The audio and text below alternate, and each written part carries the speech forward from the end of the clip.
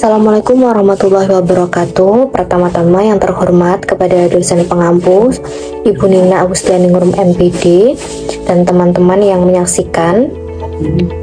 Kami dari kelompok 1 akan mempresentasikan hasil diskusi kami mengenai penerapan geometri transformasi pada Monumen Simpang 5 Gumul Kediri. Kenalkan, nama saya Zalfa Alvina Febilia dengan NPM 21103060023. Nama saya Nurfan Prasetya Agung Nugroho dengan NPM 22203060084. Perkenalkan, saya Aura Salsabila dengan NPM 22203060090. Monumen Simpang 5 Kediri. Monumen Simpang 5 Gumul Kediri dikenal dengan singkatan Monumen SLG. Ialah satu titik pusat yang menjadi ikon daerah sekitaran Kediri, tepatnya di Desa Tugurejo, Kecamatan Ngasem, Kabupaten Kediri. Monumen SLG Kediri tidak terlepas dari aspek matematika, khususnya materi geometri transformasi, yaitu pada konsep refleksi, rotasi, dan juga translasi. Nah, gambar dari Monumen Simpang 5 Kediri itu terlihat pada gambar layar. Di situ ada dari sisi selatan, sisi timur, sisi barat, dan sisi utara. Unsur geometri transformasi pada monumen SLG. Yang pertama itu ada refleksi. Refleksi sendiri yaitu adalah jenis transformasi yang membalik atau mencerminkan objek dan hasilnya akan simetris. Refleksi bagian kiri atau bagian kanan dengan aksis garis L. Pada gambar 1, monumen SLG tampak depan dengan mengabaikan bentuk dalam ukirannya. Di situ terdapat konsep refleksi atau pencerminan, yaitu dapat dicerminkan ke kiri atau ke kanan dengan melalui garis L berwarna merah seperti yang terlihat pada gambar 1. Kemudian, pada gambar 2, pada bagian sudut atas monumen SLG yang terlihat dari bawah seperti persegi bersarang, terdapat suatu konsep refleksi atau pencerminan, yaitu dapat dicerminkan ke kiri atau ke kanan dengan melalui garis L berwarna merah seperti yang terlihat pada gambar 2.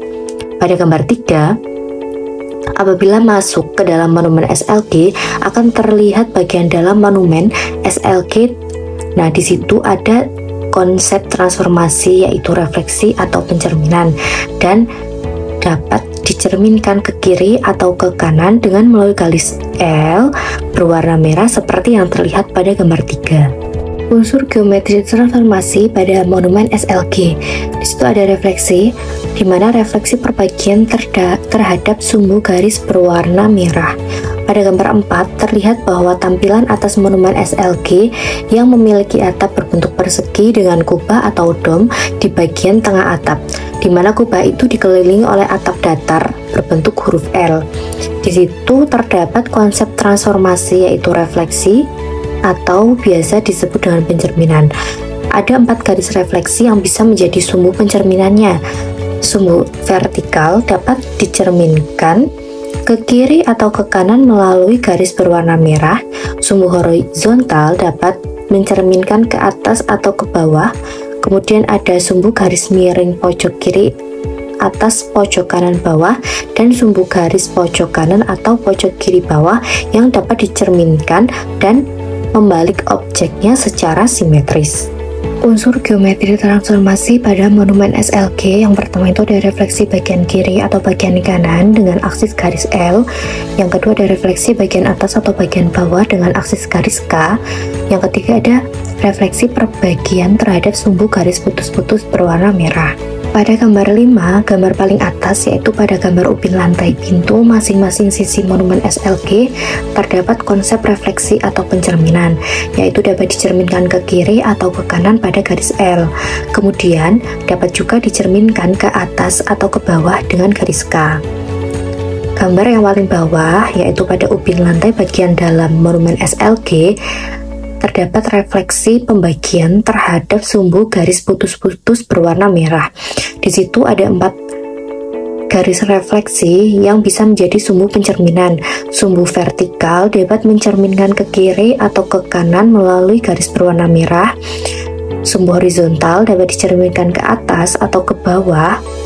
Kemudian sumbu garis miring pojok kiri atas, pojok kanan bawah, dan sumbu garis miring pojok kanan atas, pojok kiri bawah yang dapat dicerminkan dan membalik suatu objek dan hasilnya akan simetris. Kita lanjut pada unsur geometri transformasi pada bangun SLG. Terdapat pada gambar menampilkan tampilan atas monumen SLG dengan struktur yang simetris.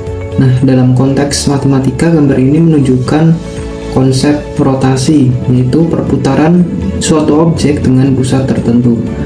Nah, pusat rotasi dalam gambar ini adalah titik pusat monumen SLG, ditandai dengan huruf P.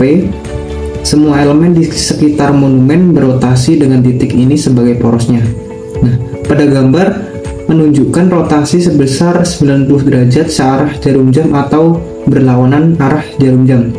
Arah rotasi ini menghasilkan perubahan posisi elemen struktur tanpa mengubah bentuk atau ukurannya. Pada monumen SLG memiliki simetri rotasi, karena jika diputar sebesar kelipatan 90, misalnya 90 derajat, 180 derajat, 270 atau 360, terhadap pusat P, bentuknya tetap terlihat sama. Nah, jalan melingkar di sekitar monumen dapat dijadikan ilustrasi lintasan pergerakan objek yang berotasi dengan radius tetap dari pusat P. Untuk gambar yang kedua, gambar ini menunjukkan tampilan atas atap atau kubah bagian tengah dengan pusat rotasi bertanda P. Dalam konteks matematika, elemen ini mencerminkan transformasi geometri berupa rotasi. Nah, titik pusat kubah di bagian tengah bangunan menjadi pusat rotasinya. Nah, semua elemen simetris terhadap titik ini. Nah, gambar ini menunjukkan rotasi sebesar 180 derajat, di mana bentuk objek setelah rotasi akan berada di posisi berlawanan atau inversnya. Transformasi ini tidak mengubah ukuran, bentuk, atau orientasi geometri simetri.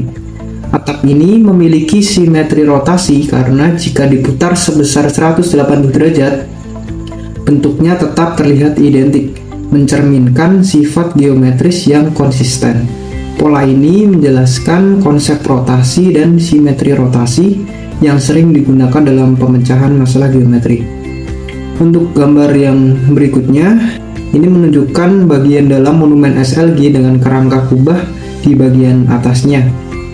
Nah, pusat rotasi adalah titik tengah kubah, ditandai dengan huruf P. Semua pola di kubah ini berotasi terhadap pusat P. Gambar menunjukkan bahwa kerangka geometris memiliki elemen yang berulang setiap sudut 45 derajat. Ini berarti pola tersebut memiliki simetri rotasi sebanyak 8 kali, atau 360 derajat dibagi 45 derajat. Struktur kubah menunjukkan simetri rotasi tingkat tinggi, di mana pola tetap identik saat diputar dengan kelipatan sudut 45 derajat. Hal ini menciptakan harmoni visual dan keseimbangan dalam desain. Pola ini membantu memahami pembagian lingkaran dalam geometri, khususnya terkait rotasi dan sudut yang presisi. Berikutnya, gambar yang keempat, yaitu terdapat konsep rotasi yang terdapat pada bagian dalam monumen SLG untuk ubin lantai bagian dalam monumen.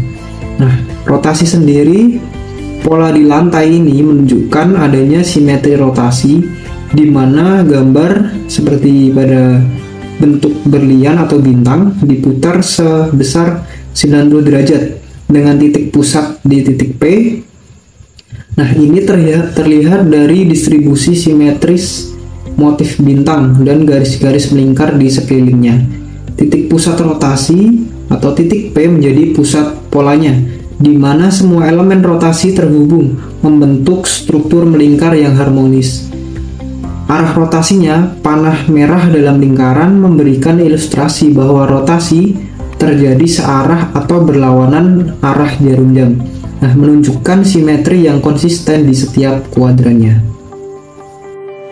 Baik, yang selanjutnya kita lanjut ke unsur yang berikutnya, yaitu translasi. Nah, translasi ini merupakan transformasi geometri yang memindahkan sebuah bentuk tanpa mengubah ukuran atau bentuknya. Nah, pada gambar yang pertama sebelah kiri, itu bentuk dasar berupa setengah lingkaran persegi panjang. Di bagian bangunan itu telah diterapkan translasi sebanyak 2 kali. Nah, translasi ini berarti bentuk tersebut dipindahkan secara teratur ke lokasi yang baru dalam pola yang sama. Kemudian untuk gambar yang kedua, yaitu pada sebelah kanan terdapat bentuk dasar persegi panjang yang ditandai dengan kotak merah. Nah, bentuk ini ditranslasikan sebanyak 16 kali secara horizontal untuk membentuk pola pada dinding bangunan. Untuk gambar yang selanjutnya yaitu terdapat unsur translasi dan dilatasi. Nah, dilatasi sendiri ini merupakan perubahan ukuran tanpa mengubah bentuk dasar geometri. Nah, pada bangunan tersebut untuk translasinya itu terdapat bentuk dasar trapesium kecil yang ditandai dengan kotak merah dipindahkan ke posisi baru melalui translasi sebanyak 1 kali. Nah, translasi ini menghasilkan pengulangan pola trapesium di bagian tertentu pada monumen pada bangunan tersebut. Nah, untuk yang bagian dilatasi, bentuk trapesium kecil ini diperbesar ukurannya menjadi trapesium yang lebih besar dengan ditandainya kotak berwarna biru. Sebagai kesimpulan, kita telah melihat bagaimana unsur transformasi geometri seperti refleksi, rotasi, translasi, dan dilatasi diterapkan pada desain arsitektur Monumen Simpang 5 Gumul Kediri. Nah, transformasi geometri ini tidak hanya menjadi konsep matematika, tetapi juga menjadi elemen penting dalam menciptakan keindahan simetri pada bangunan. Sekian presentasi yang dapat kami sampaikan terkait penerapan geometri transformasi pada Monumen Simpang 5 Gumul Kediri. Apabila ada salah kata, kami mohon maaf. Terima kasih, kami akhiri. Wassalamualaikum warahmatullahi wabarakatuh.